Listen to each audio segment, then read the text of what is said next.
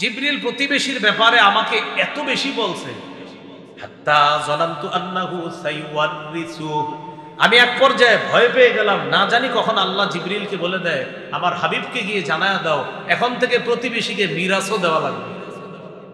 নবীজি বলেন প্রতিবেশীর ব্যাপারে আমাকে এত বেশি ওয়াজ করছে, আমি টেনশনে পড়ে গেলাম। আল্লাহ জানে জিবরিল আমিন কবে আইসা বলে হাবিব এখন থেকে মিরাসের অধিকারের মধ্যে যাদেরকে রাখবেন প্রতিবেশীকেও রাখবেন। যদিও মাসালা হলো প্রতিবেশীকে মিরাস দিতে হবে না, কিন্তু নবীজি বলেন আমি টেনশনে পড়ে গেলাম, এত বেশি প্রতিবেশীর কথা বলছে, না জানি আল্লাহ কখন বলে ফেলে প্রতিবেশীকে মিরাসও দেওয়া লাগে। কিন্তু আমরা এই ব্যাপারটা উদাসীন। প্রতিবেশীকে কষ্ট দেওয়া হারাম, এই হারাম থেকে বাঁচতে হবে। আল্লাহ হেফাজত করেন। আপনার পাশের ঘর আপনার ঘর, প্রতিবেশীর ঘর একতলা, আপনি পাশে তিনতলা বাড়ি বানাবেন।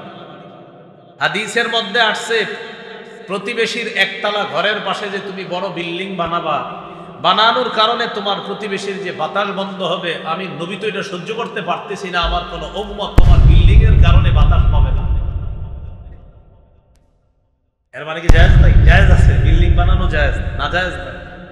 নবীজি বুঝাইলেন যে তুমি বাতাস বন্ধ করবা, এটাও আমি সহ্য করতে পারি না, যে আমার এক উম্মত বাতাস খাবে না আর তুমি বাতাস খাবা, এটা আমি নবী তো সহ্য করতে পারতেছি।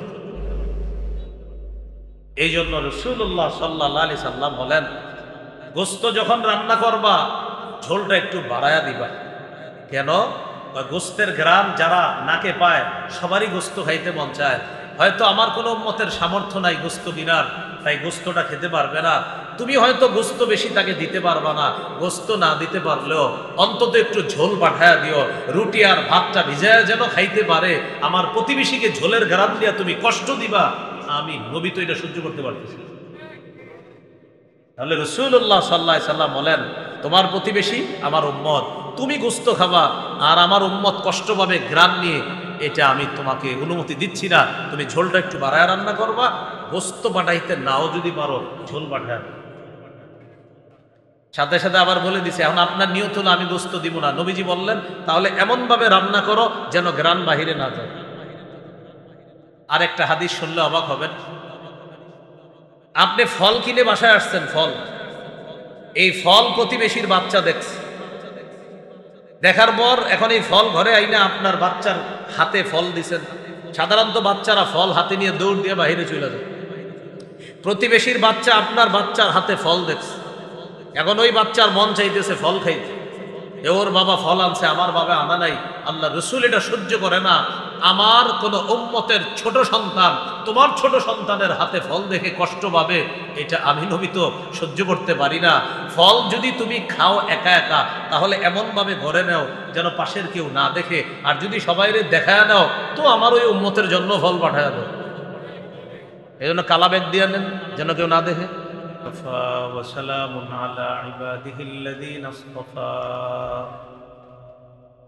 أما بعد فأعوذ بالله من الشيطان الرجيم بسم الله الرحمن الرحيم وذروا ظاهر الإثم وباطنه وقال تعالى ولا تقربوا الفواحش ما ظهر منها وما بطن وقال تعالى قل إنما حرم ربي الفواحش ما ظهر منها وما بطن وقال رسول الله صلى الله عليه وسلم اتق المحارم تكن أعبد الناس أو كما قال عليه الصلاة والسلام اللهم صل على محمد وعلى آل محمد كما صليت على إبراهيم وعلى آل إبراهيم إبراهيم إنك حميد مجيد اللهم بارك على محمد وعلى آل محمد كما باركت على إبراهيم وعلى آل إبراهيم إنك حميد مجيد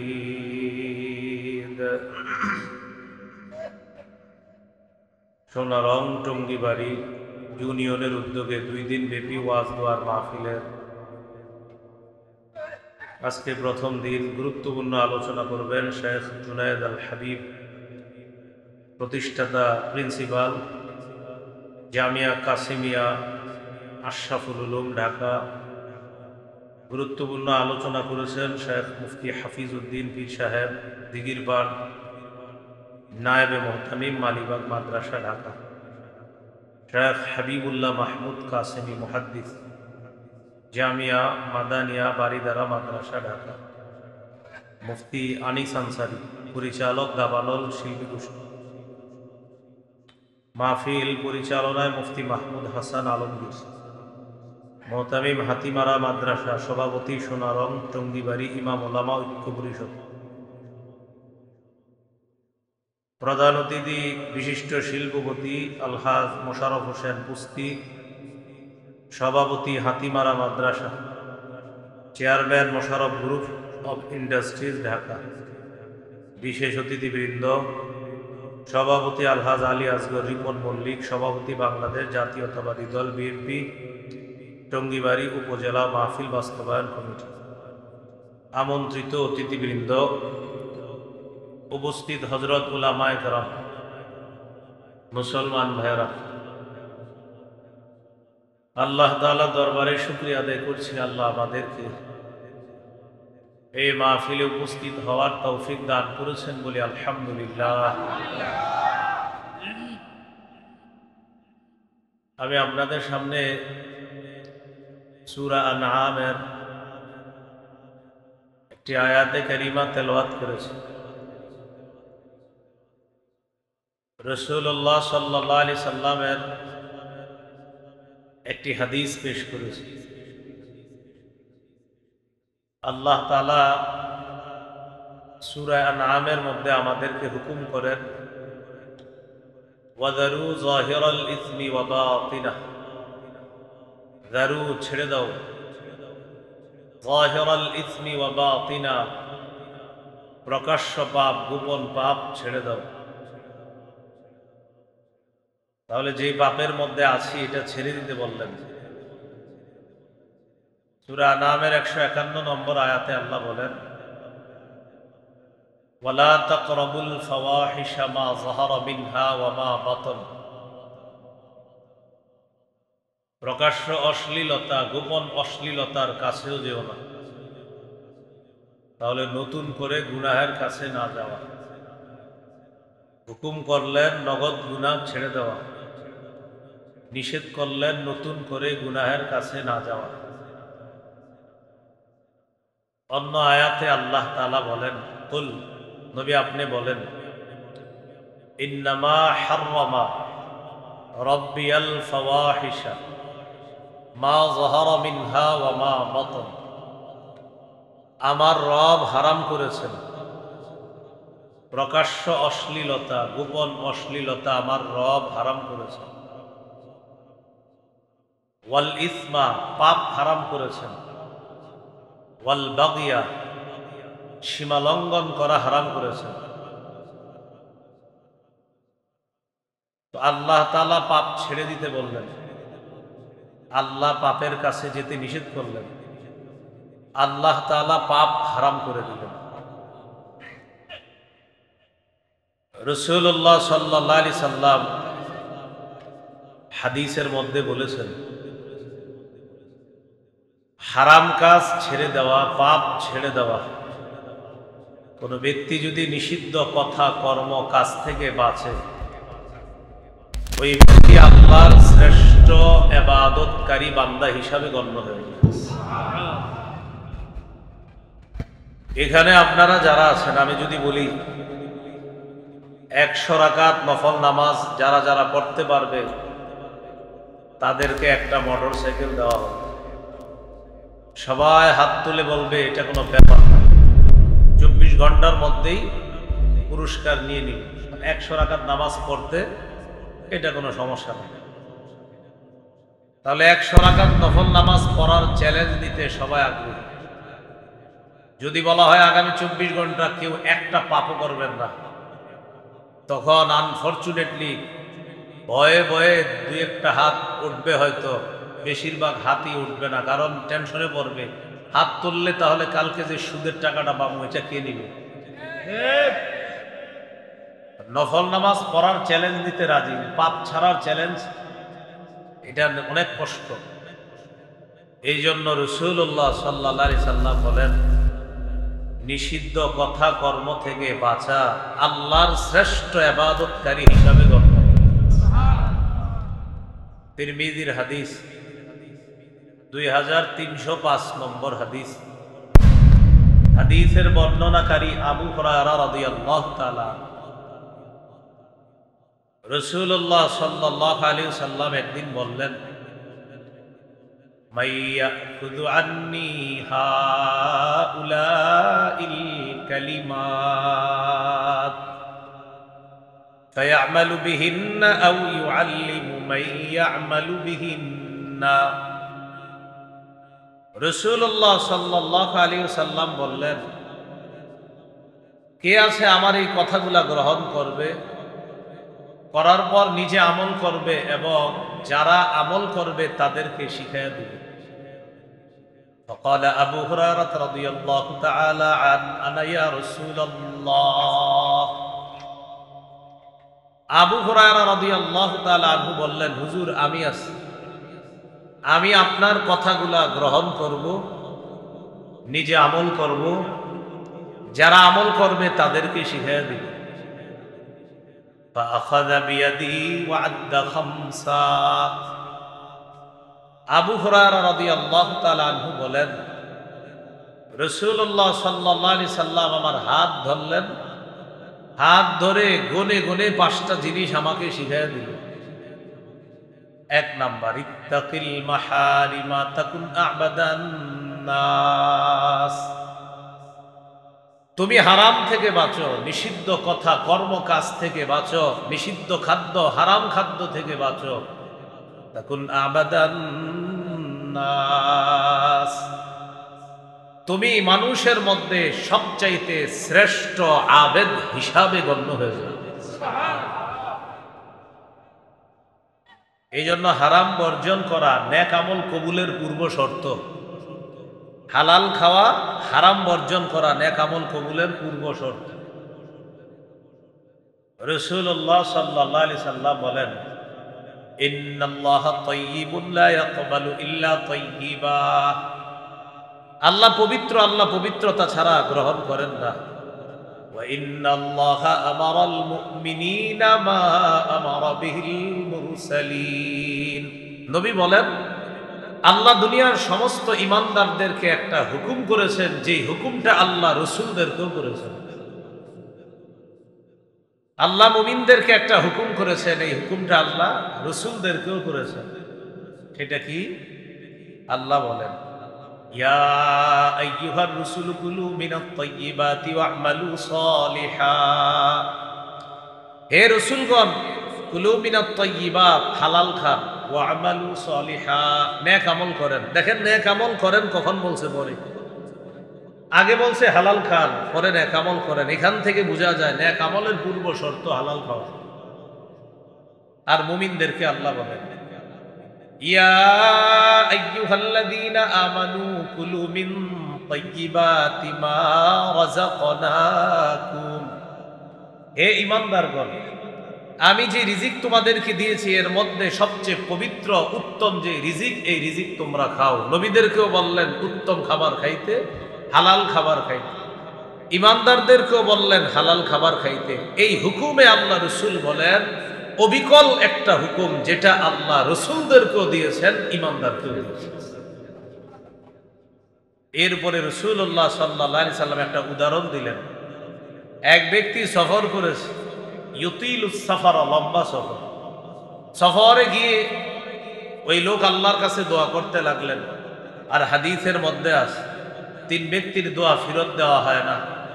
এর মধ্যে একজন হলো দাওয়াতুল মুসাফির, মুসাফিরের দোয়া ফেরত দেওয়া হয় না। সেই হিসাবে তিনি আল্লাহর কাছে দোয়া করতে লাগলেন। রাসূলুল্লাহ সাল্লাল্লাহু আলাইহি সাল্লাম বলেন, ওয়া মাতআমুহু হারাম ওয়া মালবাসুহু হারাম ওয়া মাশরাবুহু হারাম ওয়া গুযিয়া বিল হারাম ফাআন্না ইস্তাজাবু লিযালিক। নবী বলেন, মুসাফির আল্লাহর কাছে দোয়া করে, আল্লাহ এটা দেন ওটা দেন, দেয় না আল্লাহ। কেন? এক হাদিসে নবী বলেন মুসাফিরের দোয়া কবুল হয়, কিন্তু মুসাফির খালি বলে আল্লাহ এটা দেন, কবুল হচ্ছে না। নবীজি বলেন কবুল হবে কিভাবে বলো? ওয়া মাতআমুহু হারাম, তার খাদ্য হারাম। ওয়া মাশরাবুহু হারাম, তার পানীয় হারাম। ওয়া মালবাসুহু হারাম, তার পোশাক হারাম। ওয়া গুযিয়া বিল হারাম, তার পুরো শরীরটাই লালিত পালিত হয়েছে হারাম দিয়ে। অন্য হাদিসে আসছে লাহমুন নাবাতা মিনাস সুহতি, যেই গোশত লালিত পালিত হয় হারাম দিয়ে, ফান্নারু আউলা বিহি, তার জন্য জাহান্নামটাই সবচেয়ে উপযুক্ত। তাহলে মুসাফির দোয়া করতেছে কেন? মুসাফিরের দোয়া কবুল হয়। তো নবীজি বলেন কথা তো ঠিক, মুসাফিরের দোয়া কবুল হয়, কিন্তু এই মুসাফিরের খানা হারাম, পানি হারাম, পোশাক হারাম, ওর শরীরে লালিত পালিত হয়েছে যে শরীরটা, এটাও হারাম। নবী বলেন ফান্না ইস্তাজাবু লিযালিক, বলো তোমরা তার দোয়াটা কবুল হবে কিভাবে? আল্লাহ আমাদেরকে বুঝার তৌফিক দান করেন। আবু হুরায়রা রাদিয়াল্লাহু তাআলা আনহুকে বললেন, ইত্তাকিল মাহারিমা তাকুন আবাদান নাস, হারাম থেকে বাঁচো, তুমি শ্রেষ্ঠ আবেদ হয়ে যাবা।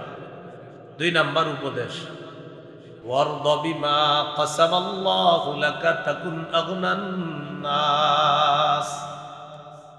আবু হুরায়রা, আল্লাহ তোমার জন্য যা বরাদ্দ করে রেখেছেন এতে তুমি খুশি হয়ে যাও। মানুষের মধ্যে মনের দিক থেকে সবচেয়ে ধনী মানুষ হয়ে যাবা, স্বনির্ভর বান্দা হয়ে যাবা।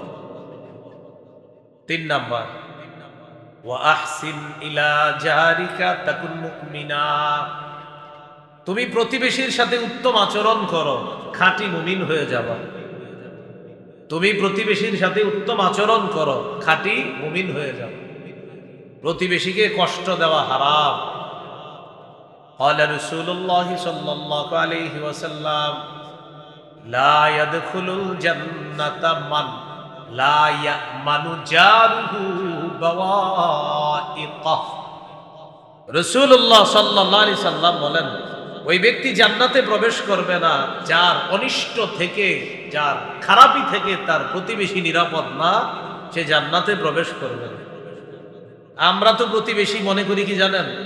এই আমার প্রতিবেশী আব্দুর রহমান ভাই, এটাই মনে করি প্রতিবেশী, বাস শেষ। রাসূলুল্লাহ সাল্লাল্লাহু আলাইহি সাল্লাম বলেন, অন্তত সালাম দিয়ে হলেও প্রতিবেশীর হক আদায় করবে। আমি এখানে আসার পর আমার যারা দেখছে সবাই সালাম দিচ্ছে, প্রতিবেশীরই দেখলে সালাম দেয় না কেন? এ তো আব্দুর রহমান কাকা, এর কি সালাম দিব? এ তো আমগো পাশের ঘরের আব্দুর রহিম, এর সালাম দিব কেন? অথচ রাসূলুল্লাহ সাল্লাল্লাহু আলাইহি সাল্লাম বলেন, প্রতিবেশীর হক আদায় করো সালামের মাধ্যমে হলো। নতুন একজন মানুষ আসলে, আমার আগে শায়েখ মুফতি হাফিজউদ্দিন সাহেব আলোচনা করছে, হুজুরে আসছে সবাই মুসাফা করতেছে, যাওয়ার সময় সবাই সালাম। অথচ ওই হুজুরের সামনে প্রতিবেশীর একটা লোক আসলে, কি অবস্থা ভাই, তোমার কি অবস্থা, হালচাল ভালো, সালাম দেন, মানে হে তো আমার ঘরের লোকের কি সালাম দিন। রাসূলুল্লাহ সাল্লাল্লাহু আলাইহি সাল্লাম বলেন, জিবরিল আমিন আমাকে প্রতিবেশীর ব্যাপারে এত বেশি হক আদায় করতে বলছে। ইউসিনি জিবরিল বিল জার, জিবরিল প্রতিবেশীর ব্যাপারে আমাকে এত বেশি বলছে, হাত্তা জানান্তু আন্নাহু সাইওয়ারিসু, আমি এক পর্যায়ে ভয় পেয়ে গেলাম, না জানি কখন আল্লাহ জিবরিলকে বলে দেয় আমার হাবিবকে গিয়ে জানায়া দাও এখন থেকে প্রতিবেশীকে মিরাসও দেওয়া লাগবে। নবীজি বলেন, প্রতিবেশীর ব্যাপারে আমাকে এত বেশি ওয়াজ করছে, আমি টেনশনে পড়ে গেলাম। আল্লাহ জানে জিবরিল আমিন কবে আইসা বলে, হাবিব এখন থেকে মিরাসের অধিকারের মধ্যে যাদেরকে রাখবেন প্রতিবেশীকেও রাখবেন। যদিও মাসালা হলো প্রতিবেশীকে মিরাস দিতে হবে না, কিন্তু নবীজি বলেন আমি টেনশনে পড়ে গেলাম, এত বেশি প্রতিবেশীর কথা বলছে, না জানি আল্লাহ কখন বলে ফেলে প্রতিবেশীকে মিরাসও দেওয়া লাগে। কিন্তু আমরা এই ব্যাপারটা উদাসীন। প্রতিবেশীকে কষ্ট দেওয়া হারাম, এই হারাম থেকে বাঁচতে হবে। আল্লাহ হেফাজত করেন। আপনার পাশের ঘর আপনার ঘর, প্রতিবেশীর ঘর একতলা, আপনি পাশে তিনতলা বাড়ি বানাবেন। হাদিসের মধ্যে আসছে প্রতিবেশীর একতলা ঘরের পাশে যে তুমি বড় বিল্ডিং বানাবা, বানানোর কারণে তোমার প্রতিবেশীর যে বাতাস বন্ধ হবে, আমি নবী তো এটা সহ্য করতে পারতেছি না, আমার কোনো উম্মত তোমার বিল্ডিং এর কারণে বাতাস পাবে না। এর মানে কি জায়েজ নাই? জায়েজ আছে, বিল্ডিং বানানো জায়েজ, না জায়েজ না।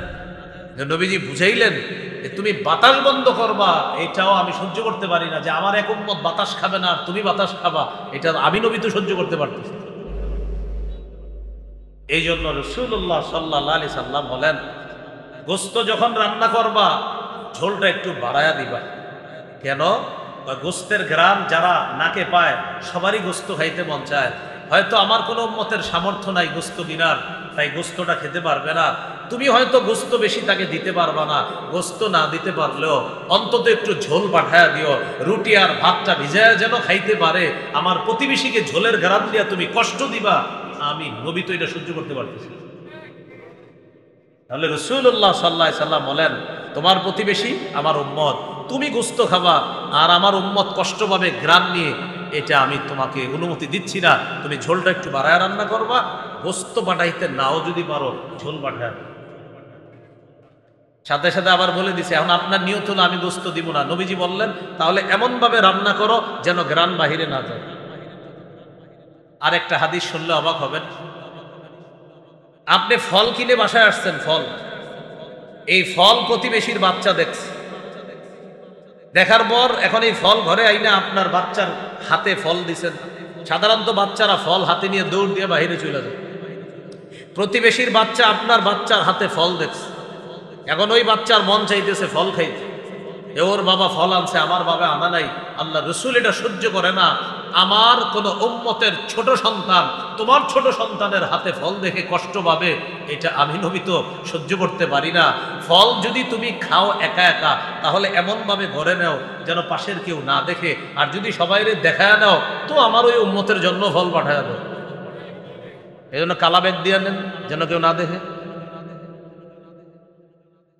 রাসূলুল্লাহ সাল্লাল্লাহু আলাইহি সাল্লাম বললেন, ৩ নাম্বার, প্রতিবেশীর হক আদায় করা, প্রতিবেশীকে কষ্ট দেওয়া হারাম, এই হারাম থেকে বাঁচতে হবে। আল্লাহ আমাদেরকে বাঁচার তৌফিক দান করেন। ৪ নাম্বার, ওয়া আহিব্বা লিন-নাস মা তুহিব্বু লিনাফসিকা তাকুন মুসলিমা। তুমি নিজের জন্য যা পছন্দ করো অপরের জন্য সেটা পছন্দ করবা, তুমি খাঁটি মুসলমান হয়ে যাবে। আপনি রাস্তায় হাঁটতেছেন, কলার একটা সিলকা আপনার পা পিছলে আপনি পড়ে গেলেন, ইটের ছোট্ট একটা টুকরা আপনার পায়ে লাগছে, আপনি কষ্ট পাইলেন। এখন আপনি তাকায় দেখলেন এক ব্যক্তির বাসার জানালাটা খোলা, আপনি মনে মনে ভাবলেন নিশ্চিত এই জানালা দিয়ে কলা খায়া ফেলাইছে, এটা আপনি মনে মনে ভাবলেন। এরকমও তো হইতে পারে কোনো পথচারী খেয়ে কলার সিলকা এখানে ফেলাইছে, তা আপনার ধারণা হইল কি, মনে হয় এই বাড়িওয়ালা ফেলাইছে, না রে এর জানালা খোলা কেন। এখানে আপনার 2টা অপরাধ হচ্ছে। এক, আপনি তাকে খারাপ ধারণা করার গুনাহ হচ্ছে। রাসূলুল্লাহ সাল্লাল্লাহু আলাইহি সাল্লাম বলেন, ইয়াকুম ওয়াজ-যন্না, আজাইরা ধারণা করা থেকে বাঁচো, ফাইন্না যন্না আকযাবুল হাদিস, অনর্থক ধারণা করা সবচেয়ে বড় মিথ্যা কথা, এটা আল্লাহ রাসূলের হাদিস। 2 নাম্বার, আপনি কলার সিলকা এই নিয়তে ফালায়া রাখলেন, দাঁড়াও জানালা দিয়ে কলা খায়া ফালাও আর আমগরে কষ্ট দাও, তোমারেও দিব, এই নিয়তে কলার সিলকাটা এখান থেকে সরাইলেন না। প্রতিবেশী অথবা ওই বাড়িওয়ালা অথবা আশেপাশের কেউ এখানে আইসা ব্যথা পাইছে, আঘাত পাইছে, আপনি একটা মুসলমানকে কষ্ট দেওয়ার গুনাহ হবে। বুখারীর বর্ণনায় রাসূলুল্লাহ সাল্লাল্লাহু আলাইহি সাল্লাম বলেন, কেউ যদি রাস্তা থেকে এই কলার সিলকা, ইটের টুকরা, কষ্টদায়ক বস্তু সরায়া দেয় এই নিয়তে যে আমি আঘাতপ্রাপ্ত হয়েছি, আমার কোনো মুসলমান ভাই যেন এখানে কোনো আঘাত না পায়, গফারাল্লাহু লাহু মা তাকদ্দামা মিন যামবি, তার আগের সবগুলা গুনাহ আল্লাহ মাফ করে দেন। এই হলো 4 নাম্বার। ওয়া আহিব্বা লিন্নাস মা তুহিব্বু লিনাফসিকা তাকুন মুসলিমা। তুমি নিজের জন্য যা পছন্দ করো অপরের জন্য তা পছন্দ করবা, খাঁটি মুসলমান হয়ে যাবে। 5 নাম্বার, ওয়ালা তুকসিরিদ দিহকা ফাইন্না কাসরাতাদ দিহকি তুমিতুল কলবা। বেশি হাসবা না, বেশি হাসি অন্তরকে মৃত বানায় দেয়। বেশি হাসি অন্তরকে মরা বানায় দেয়। তাহলে অত্যাধিক হাসি এটা ভালো কাজ না। প্রতিবেশীকে কষ্ট দেওয়া এটা হারাম, মুসলমানকে কষ্ট দেওয়া এটা হারাম। এই নিষিদ্ধ কাজগুলা থেকে বাঁচা, হারাম কাজগুলা থেকে বাঁচা।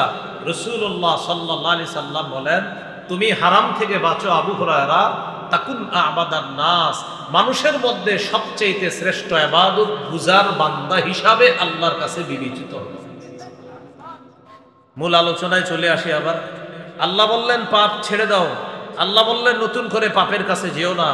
আল্লাহ বললেন আমি পাপ হারাম করেছি, যেটা নবীর মাধ্যমে আমাদেরকে জানায়া দিলেন।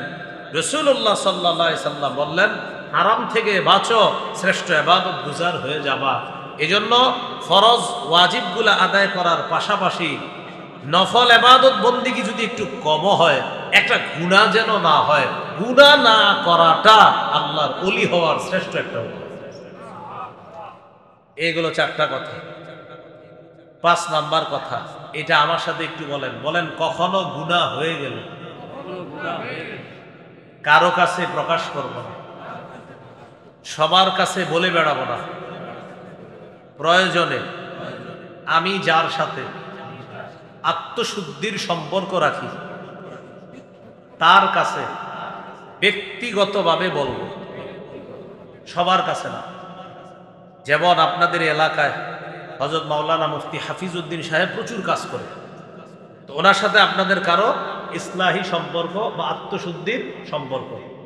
এখন আপনি একটা পাপ ছাড়তে পারেন না, এই পাপের কথাটা হযরতকে আপনি চুপে চুপে জানাইতে পারেন। সবাইকে না, হযরত আমি তো অনেক চেষ্টা করতেছি, এই পাপ থেকে আমি বাঁচতে পারি না। তখন তিনি ওই আধ্যাত্মিক লাইনের হয়তো কিছু ট্রিটমেন্ট আপনাকে দিবে, যে এই পন্থা অবলম্বন করলে এই পাপ থেকে বেঁচে থাকা সহজ হবে। তাহলে পাপ হয়ে গেলে সবার কাছে বলে বেড়াবো না। প্রয়োজনে আমি যার সাথে আত্মশুদ্ধির সম্পর্ক রাখি শুধু তার কাছে বলবো, সবার কাছে। রাসূলুল্লাহ সাল্লাল্লাহু আলাইহি সাল্লাম বলেন কুল্লু উম্মতি মুআফান ইল্লাল মুজাহিরিনা। নবী বলেন আমার উম্মতের সব পাপীদেরকে আল্লাহ মাফ করে দিবেন বলে আমি নবী আশা রাখি। ইল্লাল মুজাহিরিনা, তবে যারা গুনাহ প্রকাশ করে দেয় তাদেরকে আল্লাহ মাফ করবে না। যারা গুনাহ প্রকাশ করে দেয় তাদেরকে না। নবীজি বলেন বান্দা রাতের বেলা গুনাহ করার পর সকাল হয়, সকাল হওয়ার পর বন্ধুদেরকে বলে বেড়ায় আবিলতুল বারিহাতা কাযা ওয়া কাযা ওয়া ক্বাদ সাতারাহুল্লাহ। নবীজি বলেন এই ব্যক্তি পাপ করার পর তার পাপটা আল্লাহ লুকায়া রাখছিল, তার পাপের উপর আল্লাহ পর্দা ফেলে দিয়ে রাখছিল। কিন্তু এই লোক সকালে উঠা বন্ধুদেরকে বলে বেড়ায় গত রাতে এই পাপ করছি, এই নাটক এই সিনেমাটা দেখেছি, তোদের দেখা হয়েছে, এটি বলে বেড়ায়। নবী বলেন আহা, তোমার গুনাহের উপর আল্লাহ পর্দা ফেলে রেখেছিল, তুমি বন্ধুদের কাছে এটা কেন বলে দিলা? মুসলিমের বর্ণনায় আসছে কিয়ামতের ময়দানে কোন কোন বান্দাকে আল্লাহ পর্দার আড়ালে নিয়ে বলবেন তাআরিফু যাম্বা কাযা ওয়া কাযা, তুমি এই পাপ স্বীকার করো, তুমি এই পাপ স্বীকার করো। 3 বার স্বীকৃতি নেওয়ার পর ওই বান্দা বলবে আল্লাহ আমি স্বীকার করি। আল্লাহ বলবেন তোমার এই পাপের কারণে তোমাকে কঠিন শাস্তি দেওয়া উচিত ছিল, কিন্তু কিছু কিছু ভালো কাজ আছে, যাও। গুনাহগুলো আমি গোপন করে রেখেছিলাম, আজও আমি গোপন করেই রাখলাম, প্রকাশ করব না। ডান হাতে আমলনামা দিয়ে দিলাম। তা আপনি তো সকালে বলে বেড়ান দোস্ত এই নাটকে সিনেমা দেখছি। এ হলো 5 নাম্বার কথা। পাপ তো আমাদের হয়েই যায়, সবার কাছে বলে বেড়ায়। প্রয়োজনে ওই যে বললাম আল্লাহওয়ালা কোনো মুরব্বী, ওই মুরব্বীকে জানাইতে পারেন, সবাইকে বলে বেড়াবেন না। ইয়াং যুবক যারা আছে তাদের মাঝে অভ্যাসটা বেশি, পাপ করে বন্ধুরা আবার ওই পাপ নিয়ে আলোচনা করে 4-5 জন। আল্লাহ আমাদেরকে হেফাজত করে। বিয়ে করছে, বিয়ে করার পর স্ত্রীর কথা ছেলেরা ছেলে বন্ধুকে বলে বেড়ায়, মেয়ে তার মেয়ে বান্ধবীদেরকে বলে বেড়ায়। অর্থাৎ একটা ছেলে তার স্ত্রীর কথা ছেলে বন্ধুদেরকে বলে বেড়ায়, একটা মেয়ে তার স্বামীর কথা মেয়ে বান্ধবীদেরকে বলে বেড়ায়। নবীজি বলেন যারা এই কাজটা করে ওই মেয়ের সাথে কেমন যেন শয়তান সম্পর্কে লিপ্ত হয়েছে, আর ওই ছেলের সাথে একটা শয়তান মহিলা সম্পর্কে লিপ্ত হয়েছে। এমনি অভ্যাস আমাদের মাঝে অহরহ। আল্লাহ আমাদেরকে হেফাজত করে। এইগুলো 5 নাম্বার কথা। তাহলে এই 5টা কথা আমরা গুরুত্ব দিয়ে মনে রাখবো। পাপ ছেড়ে দেওয়া, নগদ পাপ। 2 নাম্বার, নতুন করে পাপের কাছে না যাওয়া। 3 নাম্বার, নবীজি বলতেছেন আমার রব প্রকাশ্য অশ্লীলতা, গোপন অশ্লীলতা, পাপ সীমা লঙ্ঘন হারাম করেছেন। 4 নাম্বার, পাপ ছেড়ে দেওয়া, হারাম কাজ ছেড়ে দেওয়া শ্রেষ্ঠ আবেদ হওয়ার উপায়। 5 নাম্বার, যে পাপ যদি কখনো হয়ে যায় সবার কাছে বলে বেড়াবো না, প্রয়োজনে ওই আল্লাহ কোনো মুরব্বীকে বলবো। আল্লাহ আমাদেরকে পাপ বর্জন করার তৌফিক দান করুন। এবার আমরা জানবো পাপ থেকে বাঁচার উপায়। প্রথমে একটু বলি, বলেন পাপ থেকে বাঁচার 70টির বেশি উপায় আছে। আজকে আমরা নির্বাচিত 11টি উপায় জানবো। কয়টি উপায় জানবো ইনশাআল্লাহ? আমি 11টি উপায় বলি, আপনারা মন দিয়ে একটু শুনেন। প্রথমে 11টা একবারে বলে ফেলি, এরপর বলি বিস্তারিত। 1 নাম্বার করা, 2 নাম্বার উপায় ইস্তেগফার করা, 3 নাম্বার উপায় ক্ষমা পাওয়ার আশায় বারবার আল্লাহর কাছে ক্ষমা চাওয়া, 4 নাম্বার উপায় সর্বক্ষেত্রে রাসূলুল্লাহ সাল্লাল্লাহু আলাইহি সাল্লামের পূর্ণ আনুগত্য করা, 5 নাম্বার উপায় আযান দেওয়া, 6 নাম্বার উপায় 2 রাকাত নামাজ পড়া, 7 নাম্বার উপায় 5 ওয়াক্ত নামাজ নিয়মিত পড়া, 8 নাম্বার উপায় জামাতের সাথে নামাজ পড়া, 9 নাম্বার উপায় একটি পাপ কখনো হয়ে গেলে সাথে সাথে একটি ভালো কাজ করে ফেলা, 10 নাম্বার জিকিরের মজলিসে বসা। আপনারা জিকিরের মজলিসে আছেন। 11 নাম্বার জিকির করা।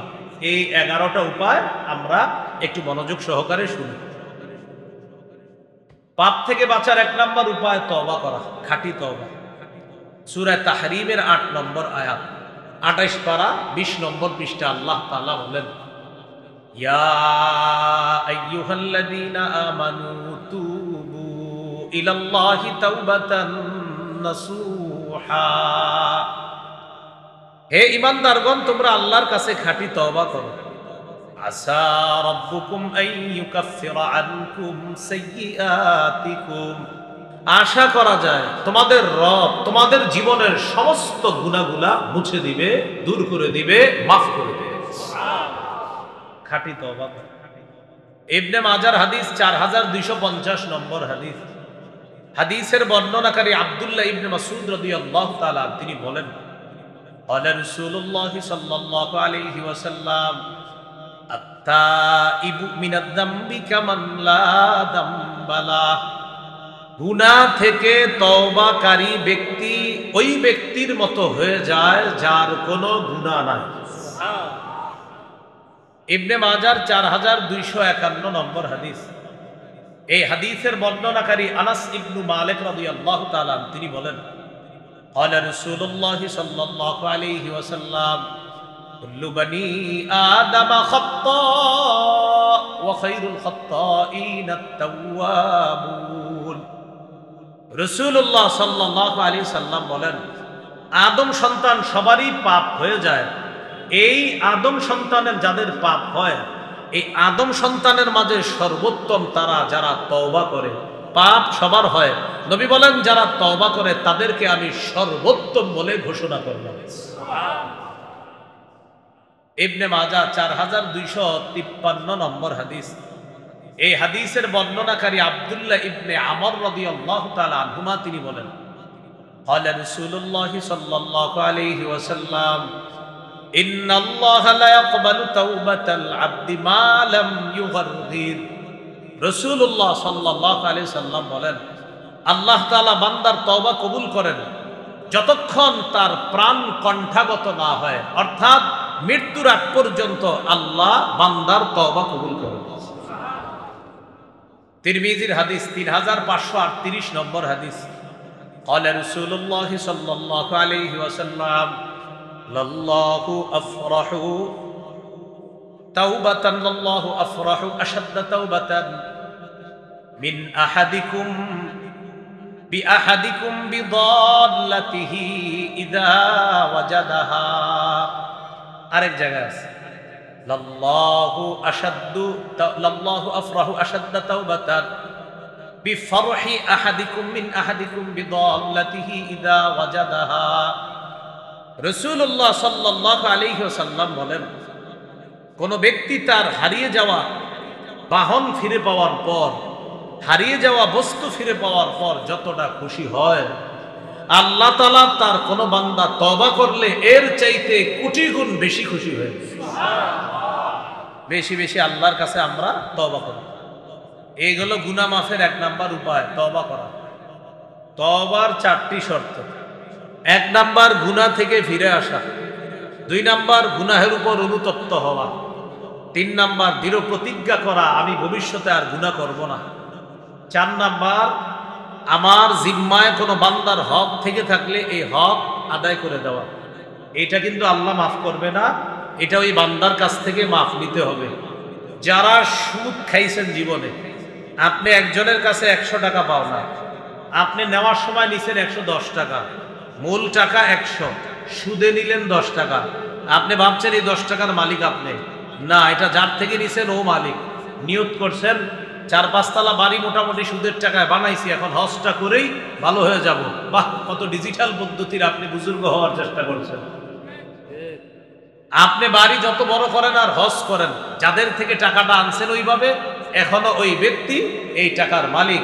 আপনি টাকা পরিশোধ না করা পর্যন্ত হজ আপনি বারবার করেন, করতে করতে 14 গোষ্ঠীর হজ করান, কোনো সমস্যা নাই। ওই যে যাদের থেকে সুদে টাকাটা মারছেন, এটা ফেরত না দেওয়া পর্যন্ত আল্লাহ মাফ করবেন। এ হলো 4 নাম্বার শর্ত।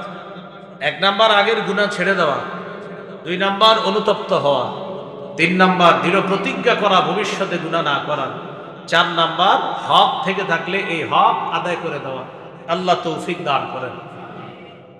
গুনাহ মাফের 2 নাম্বার উপায় ইস্তেগফার করা। সংক্ষেপেও পড়তে পারি আমরা আস্তাগফিরুল্লাহ আস্তাগফিরুল্লাহ আস্তাগফিরুল্লাহ। আল্লাহ তাআলা বলেন, ইস্তাগফিরু রাব্বাকুম ইন্নাহু কানা গাফফারা। তোমরা আল্লাহর কাছে ক্ষমা প্রার্থনা করো, তিনি অধিক ক্ষমাশীল, গুনাহ মাফ করে দিবেন। ইউরসিলিস সামাআ আলাইকুম মিদরারা। এখন বৃষ্টির অভাব, কৃষকদের বৃষ্টির প্রয়োজন।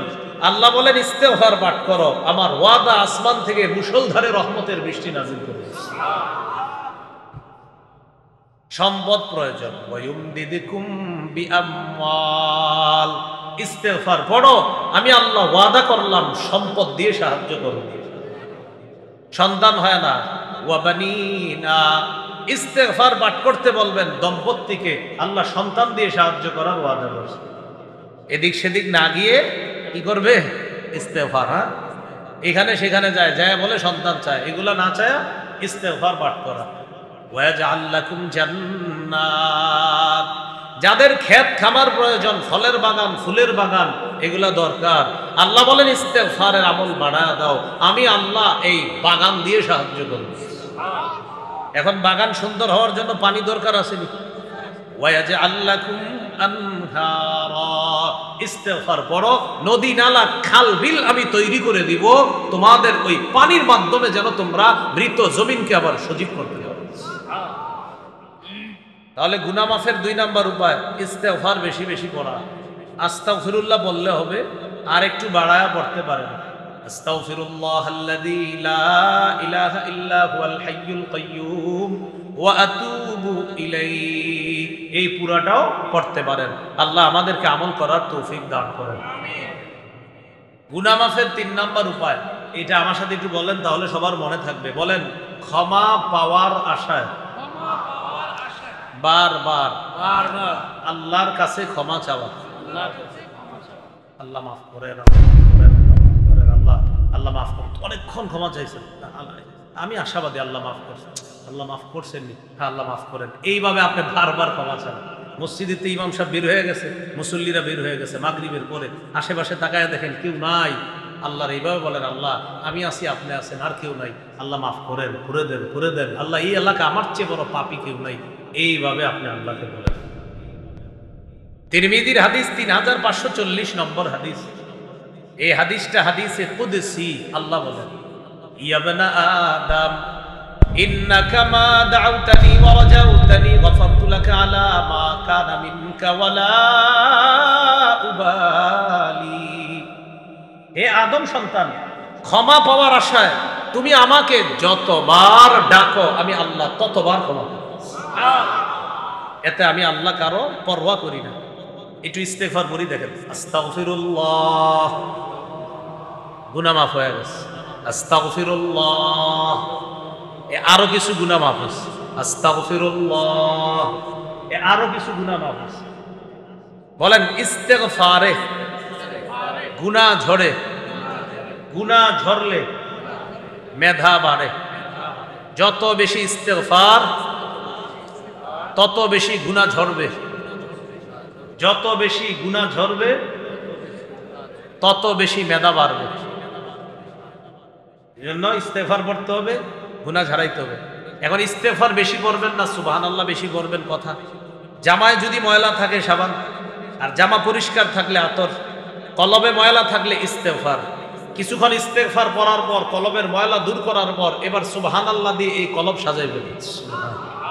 বুঝে আসছি সবার? আল্লাহ মনে রাখার তৌফিক দান করেন।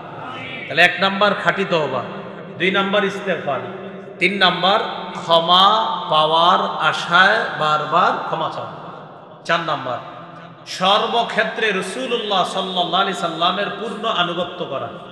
এটাও একটু বলি সবাই মিলে যতটুকু মনে থাকে। বলেন ব্যক্তি জীবন, পারিবারিক জীবন, সামাজিক জীবন, অর্থনৈতিক জীবন, রাষ্ট্রীয় জীবন, আন্তর্জাতিক জীবন, সর্বক্ষেত্রে রাসূলুল্লাহ সাল্লাল্লাহু আলাইহি ওয়াসাল্লামের আদর্শ বাস্তবায়নের মাধ্যমে নবীজির পূর্ণ আনুগত্য করা। অতএব মেসওয়াকও করব, তরবারি চালানোও শিখব, তরবারির ওয়াজও করব, মেসওয়াকের ওয়াজও করব। বুঝে আসছি কথাটা কি? ঠিক। মেসওয়াকও বলতে হবে, তরবারির কথাও বলতে হবে। এইবার বলেন, রাষ্ট্রনায়ক যেন ন্যায়পরায়ণ পুরুষ শাসক হয়, এই চেষ্টাও করতে হবে। করিনি? এই চেষ্টাও কি করতে হবে? বলেন পাশাপাশি এই দোয়া করা, আল্লাহ কিয়ামতের আগে বাংলাদেশে যেন কখনো কোনো নারী শাসক না হয়, নারী শাসক না হয়, স্বপ্নেও যেন কোনো নারী শাসক না দেখি, নারী শাসক না দেখি। আমিন।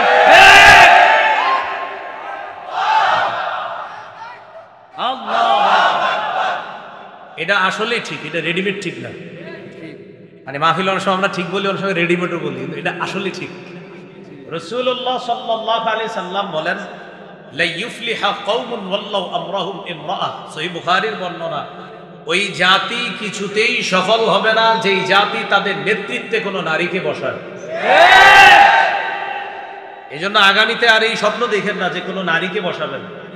কোনো ব্যক্তি যদি কোনো নারীকে বসানোর স্বপ্ন দেখেন, আপনি একটা পোস্টার বানাবেন, আগামীতেও নারী শাসক চাই, কেননা বলদের মতো সারা জীবন হতভাগা থাকতে চাই।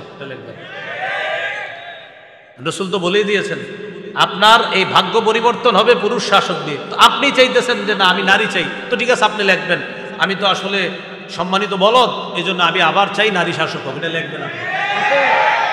রাসূল সাল্লাল্লাহু আলাইহি ওয়াসাল্লাম বলে দিয়েছেন পুরুষ শাসক চাই। আল্লাহ আমাদেরকে, আমাদের এই কথাগুলো যেন আল্লাহ কবুল করে। আমিন। আল্লাহ আমাদের এই দেশে যেন আর কোনো নারী শাসক না হয়। আল্লাহ আমাদের দেশে যেন নারী শাসক না হয়। আল্লাহ আমাদের দেশে যেন আর নারী শাসক না হয়। আমাদের দেশে একজন আদর্শ পুরুষ শাসক আল্লাহ তৈরি করুন।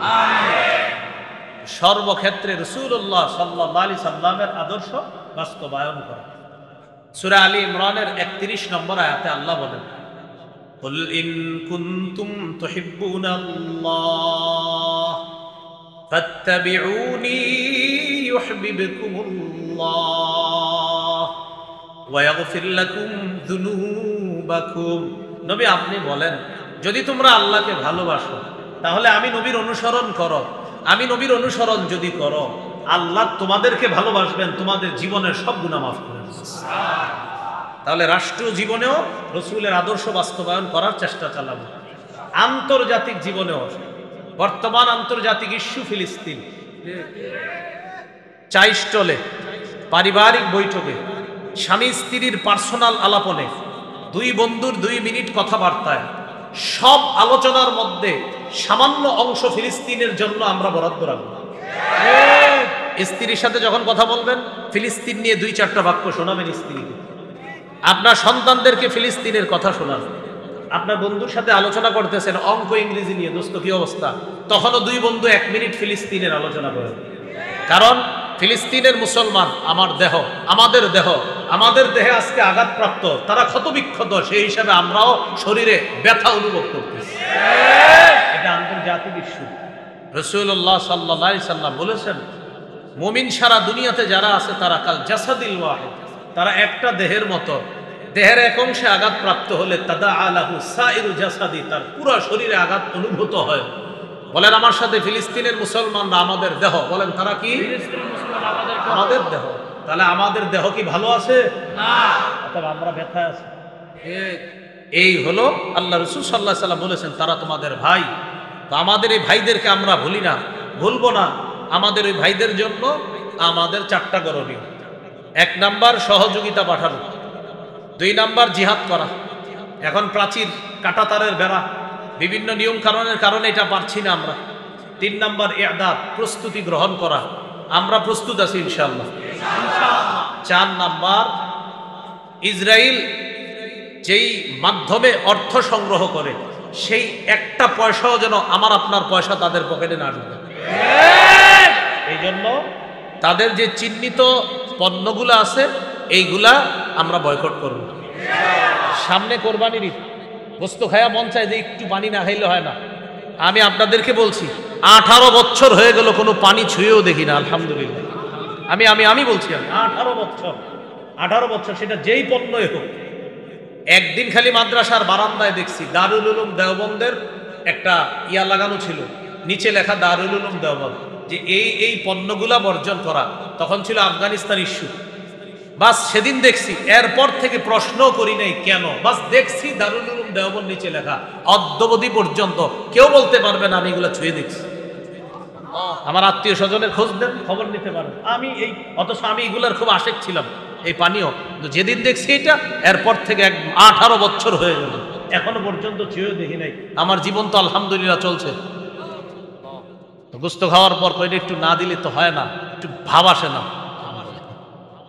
না, আমার আপনার পয়সা দিয়ে যেন আমার আপনার কোনো মুসলমান ভাইয়ের রক্ত না ঝরে। মনে থাকবেন ইনশাআল্লাহ। এগুলো 4 নাম্বার গুনাহ মাফের উপায়। 5 নাম্বার আজান দেওয়া। এখানে যারা আছি আমরা জিন্দিগিতে একবার হলেও কারা আজান দিছি? হ্যাঁ, আজান একবার হলেও দিছি যারা। আচ্ছা, বর্তমানে যারা মুয়াজ্জিন আছে একটু হাত তুলি। মাশাআল্লাহ মাশাআল্লাহ। হ্যাঁ, হাদিসে আসছে 12 বছর টানা কেউ আজান দিলে ওয়াজাবাত লাহুল জান্নাত, তার জন্য জান্নাত ওয়াজিব। কাম তো হয়ে গেছে। হযরত মাওলানা মনির ভাইয়ের 21 বছর হয়ে গেছে লালবাগে। কয় বছর হয়েছে? 21 বছর। আর 3 বছর হইলে 2 যুগ। হাদিসে আসছে 12 বছর টানা আজান দিলে জান্নাত ওয়াজিব। রাসূলুল্লাহ সাল্লাল্লাহু আলাইহি সাল্লাম বলেন, আবু দাউদের হাদিস, 515 নম্বর হাদিস, আল মুআজ্জিনু ইউগফারু লাহু মাদা সাউতিহি, মুয়াজ্জিনের আজানের আওয়াজ চারদিকে যেই পরিমাণ যায় এই পরিমাণ পর্যন্ত তার গুনাহ মাফ করে দেওয়া হয়। ওয়া ইয়াশহাদু লাহু কুল্লু রাতবিন ওয়া ইয়াবিস, মুয়াজ্জিনের আজানের আওয়াজ শুকনা ভিজা আল্লাহর যত সৃষ্টির পাশ দিয়ে যায়, সব সৃষ্টি কিয়ামতের ময়দানে মুয়াজ্জিনের পক্ষে আল্লাহর কাছে সাক্ষী হবে। তাহলে গুনাহ মাফের 5 নাম্বার উপায় আজান দেওয়া। স্কুলে ছাত্রভাই যারা আছেন, কলেজ ইউনিভার্সিটির ছাত্রভাই যারা আছেন, আপনারাও বিশুদ্ধ উচ্চারণে আজানটা শিখে এলাকার মসজিদগুলোতে মাঝে মাঝে আজান দেওয়ার চেষ্টা করবেন। আল্লাহ তৌফিক দান করেন। 6 নাম্বার, 2 রাকাত নামাজ পড়া। এই আমলটা দেরি করেন না, পারলে আজকে বাড়িতে গিয়ে আমলটা করবেন। আবু দাউদের 1521 নম্বর হাদিস, রাসূলুল্লাহ সাল্লাল্লাহু আলাইহি সাল্লাম বলেন, মা মিন আবদিন ইউযনিবু যামবা ফায়ুহসিনুত তুহুরা ফায়াকুমু ফায়ুসাল্লি রাকাতাইন ইল্লা গাফারাল্লাহু লাহু যামবা। কোন ব্যক্তির গুনাহ হয়ে যাওয়ার পর ওই ব্যক্তি সুন্দর করে ওযু করে 2 রাকাত নামাজ পড়ছে, তার নামাজ শেষ, আল্লাহ তার গুনাহগুলো মাফ করে দেন। 7 নাম্বার, 5 ওয়াক্ত নামাজ পড়া। বুখারীর 526 নম্বর হাদিস, এক ব্যক্তি রাসূল সাল্লাল্লাহু আলাইহি সাল্লামের কাছে এসে বললেন, হুজুর আমার তো গুনাহ হয়ে গেছে। ওই মুহূর্তে আল্লাহ সূরা হুদের 114 নম্বর আয়াত নাজিল করে দিয়েছে। আল্লাহ বলেন, ওয়া আকিমিস সালাতা তারাফাইন নাহারি ওয়া যুলাফাম মিনাল লাইল ইন্নাল হাসানাতি ইউযহিবুনাস সাইয়্যাত। নামাজ কায়েম করো দিনের 2 প্রান্তে, রাতের কিছু অংশে, নিশ্চয়ই পুণ্য পাপকে মিটিয়ে দেয়। এখানে পুণ্য দ্বারা উদ্দেশ্য হলো সালাত, 5 ওয়াক্ত নামাজ। যখন এই আয়াত নাজিল হলো, নবী বললেন, তুমি 5 ওয়াক্ত নামাজ পড়ো? জি হুজুর করি। তোমার 5 ওয়াক্ত নামাজের কারণে আল্লাহ পাপ মাফ করে দিবেন। তিনি জিজ্ঞাসা করলেন, হুজুর এই বিধান কি শুধু আমার? নবী বললেন, না, লি জামিই উম্মতি, আমার পৃথিবীতে যত উম্মত আছে সবার জন্য আল্লাহর এই বিধান। 8 নাম্বার, জামাতের সাথে নামাজ পড়া। কিসের সাথে নামাজ পড়া? জামাতের সাথে নামাজ পড়া। আমরা যারা আছি ভাই, জিনিসটা খুব গুরুত্ব দিব। জামাতে মসজিদে গিয়ে নামাজ পড়ার চেষ্টা করা। আল্লাহ তৌফিক দান করেন। সহিহ মুসলিমের বর্ণনা, এক ব্যক্তি নবীজির এসে বলতেছে, আকিম আলাইয়া হাদ্দা, হুজুর আমি শেষ। কিছু তোমার? আমি এমন অপরাধ করছি, আপনি আমারে তাড়াতাড়ি বিচার করেন, এই অপরাধ থেকে আমাকে মুক্ত করেন। নবীজি বললেন, থামো, কি হয়েছে তোমার? হুজুর আমি তো শেষ, আমার বিচার করেন। ইতিমধ্যে জামাত দাঁড়ায় গেছে। রাসূল সাল্লাল্লাহু আলাইহি সাল্লাম নামাজ পড়াইলেন। নামাজ পড়ানোর পর ওই ব্যক্তিকে বললেন, আহাদারতাস সালাতা মা'ানা, আচ্ছা তুমি কি আমাদের সাথে জামাতে নামাজ পড়ছো? তিনি বললেন, জি। নবী বললেন, গুফিরাত লাকা, তোমার গুনাহ মাফ হয়ে গেছে। এ হলো 8 নাম্বার। 9 নাম্বার, এটা আমার সাথে একটু বলতে হবে, কারণ 9 নাম্বারটা অনেকে ভুল বুঝে। বলেন, পাপ হয়ে গেলে ভালো কাজ করা। আমি কি বলছি পাপ করলে? কি বলছি? অনেকে আবার এই ওয়াজের বদ হজম করে কি করে বাইরে গিয়া আরিফ বিন হাবিব বলছে, পাপ হইলে ভালো কাজ করা। এখন থেকে পাপ করবো, ভালো কাজ করবো, পাপ করবো, ভালো কাজ। আমি কি করবো কইছি না হইলে? হ্যাঁ, মুসলমান পাপ করে না, মুসলমানের শয়তানের ধোকায় পাপ হতে পারে। তাহলে কি 9 নাম্বারটা, একটা পাপ করব, ভালো কাজ করবো এমন না। আমার যদি কখনো পাপ হয়ে যায়, আল্লাহ না করেন, তখন ভালো কাজ করবো। তিরমিজির হাদিস, আবু যর গিফারি রাদিয়াল্লাহু তাআলা আনহু কে রাসূল সাল্লাল্লাহু আলাইহি সাল্লাম বলেন, আবু যর, ইত্তাকিল্লাহ হাইসুমা কুনতা, যেখানে থাকো আল্লাহকে ভয় করো। ওয়া আতবি'is সাইয়্যাতাল হাসানাতা তামহুহা, পাপ হয়ে গেলে একটা ভালো কাজ করবা, তোমার এই ভালো কাজটা পাপকে মিটিয়ে দিবে। ওয়া খালিকিন নাসা বিখুলুকিন হাসান, মানুষের সাথে তুমি উত্তম আচরণ করো। 10 নাম্বার, জিকিরের মজলিসে বসা। এই আপনারা যেখানে আছেন, এটা জিকিরের মজলিস। বুখারীর 6408 নম্বর হাদিসে আছে, এই মুহূর্তে আমাদের এই পুরো মজলিসটা ফেরেশতারা বেষ্টন করে একদম আসমান পর্যন্ত চলে গেছে। আল্লাহ ফেরেশতাদেরকে বলেন, ইশহাদু আন্নী কাদ গাফারতু লাহুম, সাক্ষী থাকো এখানে যারা বসছে আমি সবাইকে মাফ করে দিচ্ছি। ফেরেশতাদের মধ্যে কেউ বলে, আল্লাহ এখানে যারা আসছে সবাইকে মাফ করবেন। অনেকে তো পিছনে আসছে, 2-3 মিনিট ওয়াজ শুনছে, হয়তো একটু মুনাজাতে শরীক হয়েছে, হয়তো হযরত মাওলানা জুনায়েদ আল হাবিব সাহেব আসছে, আসার পরে উনি একটা ভাষণ দিছে, তো তখন শেষে এসে 2-1 জন বসছে, আপনার তাদেরকেও মাফ করবেন। আল্লাহ তাআলা বলেন, এই মজলিসের পিছনে যারা বসে ওদেরকেও মাফ করবেন। সুবহানাল্লাহ। এজন্য এখন থেকে মাহফিল শুরু হইলে আসবেন না, শেষে আসবেন। শেষে আসলেও মাফ নাকি? শেষে যদি সবাই আসি তো বসবে কি? আশা মানে এটা যেন এমন না হয় যে শেষে কোনো মতে গিয়ে গুনাহটা মাফ করবো না। ভাই দেখেন, হাদিসের শেষের অংশ আমি বলছি যেন এলেম গোপন না হয়, এজন্য বলে দিছি। এটা যেন আবার বদ হজম না হয় যে এখন থেকে সব মাহফিলে শেষের 1 মিনিট গিয়ে শরীক হয়ে গুনাহটা মাফ করাবো, এমনটা যেন না হয়। এলো 10 নম্বর উপায়। সর্বশেষ 11 নম্বর উপায়, জিকির করা। আহাব্বুল কালামি ইলাল্লাহি আরবাহ, আল্লাহর কাছে 4টি কথা সবচেয়ে পছন্দ। সুবহানাল্লাহ, আলহামদুলিল্লাহ, লা ইলাহা ইল্লাল্লাহ, আল্লাহু আকবার। এই চারটার মধ্যে আবার শ্রেষ্ঠ আফজালুজ যিকরি লা ইলাহা ইল্লাল্লাহ, সবচাইতে শ্রেষ্ঠ জিকির লা ইলাহা ইল্লাল্লাহ।